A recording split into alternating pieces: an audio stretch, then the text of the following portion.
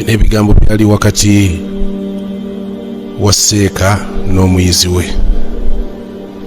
Omuyizi baali bamuyita Hakim al-Asam, Sheikh we baali bamuyita Shaqiq al-Balkhi. Seeka abuuza omuyizi we,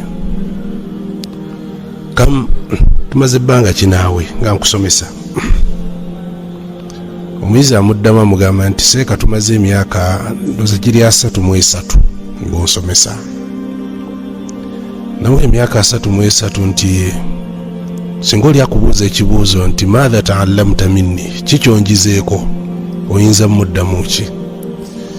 Namugamba Sheikh, nkuyizeeko ebintu nga 8 byenkuyizeeko. Sheikh namugamba nti mu myaka 33 onjizeeko ebintu 8 byokka? Inna lillahi wa inna ilaihi rajiun. Teriyo kirala kyonna. Aga nti la uridu an akdhiba alayka, sijja kulimba, saagala kulimba, naye naakakuyigako ebintu 8. Namugamba tayib, oyinza obbimpitiramu ebintu ebyo 8? Namugamba ebintu ebyo 8 sobola obbikuyitiramu, nange njagadde okubanga tubigabanako ne bannaffe abatulaba era abatuwuliriza. Mashallah. Ekisooka yamugamba nti Sheikh, ekimu ku kyenkuyizeeko, nazartu ila al-khalq, ntunuulira abantu bano abatonde nga kullu wahidin yattakhidhu sahiba, buli muntu yenna mu betulaba mu duniya muno buli omu aba ne mukwano gwe, naye mu mikwano gino gye tuba nakyo buli lwofa n'oyawukana ne mukwano gwo. Bwe natunulira mu mbeera eyo, fattakhadhtu alhasanati sahibi, kyenakola nenfuula emirimu gino emirungi nga ye mukwano gwange. Fa idha dakhaltu alqabra lam yufariquni, nga bwe ndiba nnyingidde kabuli tagenda kunnyawukanako mukwano gwange oyo. Ekyokubiri, nentunuulira ensi n'abantu abagiriko, nendabanga buli omu buli lwafuna ekintu ekyebbeeyi, ekintu ekyagezaako okulaba nga akikuuma nnyo butiribiri obutamuvaako. Bwe natunuulira embeera eyo, nentunuulira ekigambo kya Allah subhanahu wa ta'ala ng'agamba nti ma indakum yanfad wa ma inda Allahi baaqi, byonna bye mulina byakuggwaawo, naye ate ebiterekeddwa ewa Allah byo bisigalawo. Kiki nakola? Buli kyabbeeyi Allah kyaba mpadde mu bulamu bwange nkiteresa Allah, kubanga ampadde obweyamu nti kyonna buli kimuteresezza kyo kyakusaanawo.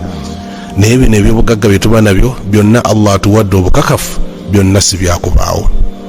Ekyokusatu, mu byenkuyizeeko era byenkusomyeko mu misomo gyo, ndaba abantu kullu wahidin yuadi sahibahu wa yubghidu sahibahu. Olaba abantu olwaliro obulamu bwe tuwangaliramu nga buli omu akyawa munne, anyiigira munne, amuggulako olutalo, ono alwanyisa ono, oli alwanyisa oli. Bwe natunula mu Qur'ani naye ndaba nga Allah atugamba nti inna shaytaana lakum adu fattakhidhuhu aduwa, sitaani ono ye mulabe wammwe era mwandibadde mu mufuula omulabe wammwe. Kati omuyizi agamba Sheikh nti bwe nalaba aya ya Qur'ani, kyenakola nenzirira obukyayi bwonna bwe nali nnina ku bantu, nembobajjako nembuzza ku mulabe waffe ono Allah gwe yatugamba oyo mulabe wammwe mulwanyise, temumuwa gaapu yonna kuba nti abasemberera. Ensonga endala gye nakuyigako Sheikh eyokuna yeyokubanga natunuulira mu Qur'ani nga Allah subhanahu wa ta'ala atugamba nti man khafa maqama rabbihi فأما من خاف مقام ربه ونهى النفس عن الهوى فإن الجنة هي المأوى. يغانتي الشيخ بن نسوم آيو nga Allah atugamba nti omuntu yenna alirwanagana n'omwoyo gwe n'aguziiza ebyo Allah by'atayagala n'agukozesa ebyo Allah by'ayagala, Allah atuwadde obweyamu, fa inna aljannata hiya almawa. Kyenakola nalwanagana n'omwoyo gwange hatta istaqamat ala taatillah, okutuusa nange muliro nawulira nti kati gutebenkedde mu mbeera mu kusinza Allah n'okugondera Allah. Ekyokutaano n'agamba nti ndaba abantu nga yatahasaduna ala dunya, abantu bajja ne bakwatiragana ensaalwa mu by'edduniya, min naimi dunya, mu byengera by'ensi eno. Naye bwe natunuulira era Allah subhanahu wa ta'ala ng'agamba nti nahnu qasamna bainahum maishatahum fi lhayati dunya, ffe twakola dda purogulaamu zammwe, buli omu ne tumuwa omugabo gwe mu nsi. Omuyizi ono agamba nti bwe namala okukimanya nti omugabo gwange Allah yagumala dda ogutemaatema, kikye nakola, ebisigadde nabita faraditu bima qasamahu Allahu azza wa jalla, nemba mumativu n'ekyo Allah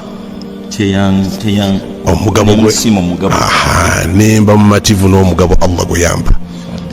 Ndozi kidi ekisembayo namugamba nti mu birala Sheikh byenkusomyeko era byenze kuyigako, raitu nas, ndaba abantu nga omuntu atuuka mu mbeera ey'okuba nti atuuka n'okwekkakkanya mu mbeera ey'okunoonya riziki.